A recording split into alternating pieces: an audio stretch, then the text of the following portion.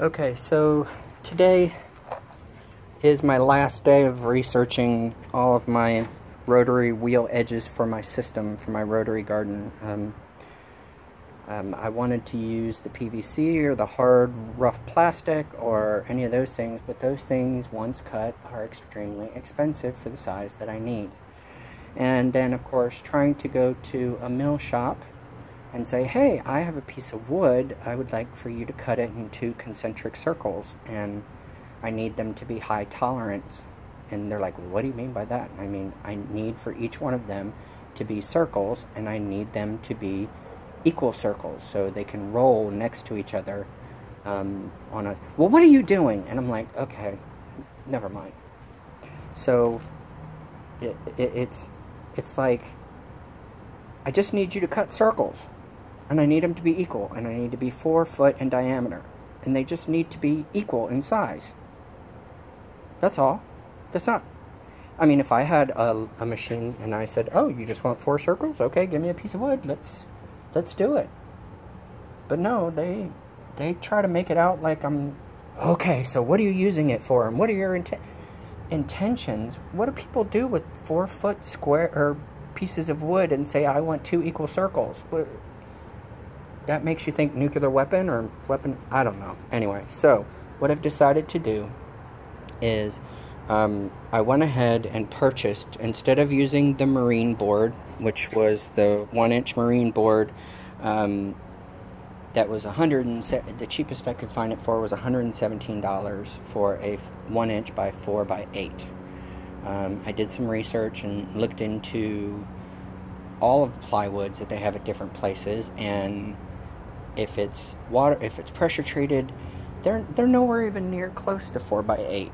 And I'm like, then why do you call them 4 by 8s? That's not what I'm paying for, so why don't you call them what they really are? And they're like, oh, it's just the way we do it. And I said, well, I guess you guys better be glad that, you know, we don't do that in medicine and go, oh, well, you need 3 milligrams of atenolol to survive, but we really only give 2.5 because that's what we call 3. So I don't know how lumber gets away with it. Anyway, so what I decided to do was I went to Home Depot and got a 3/4 inch piece of red oak that's 4 by 8. And what I'm going to do is, because I don't have a shop and all of those things, I put these measured. This is a AA piece of plywood, which means it's for cabinetry. So it is actually 4 by 8.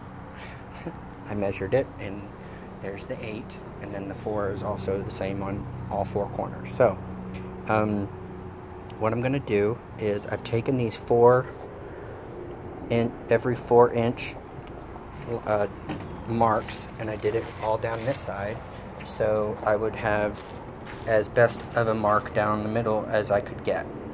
And so I'll take my straight edge and my T-square, and I will make the best line across that I can.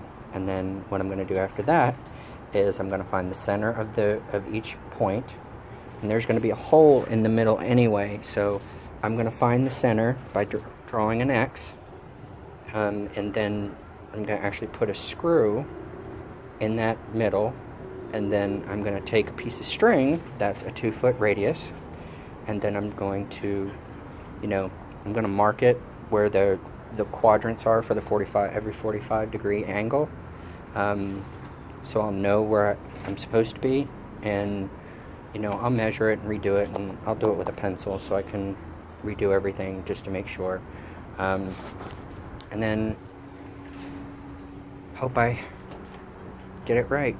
The good thing is this piece was only $49.99 as opposed to the $117, but I do have some waterproofing epoxy and everything once I cut it, so we'll go from there and see how it works. So there we go. So wish me luck.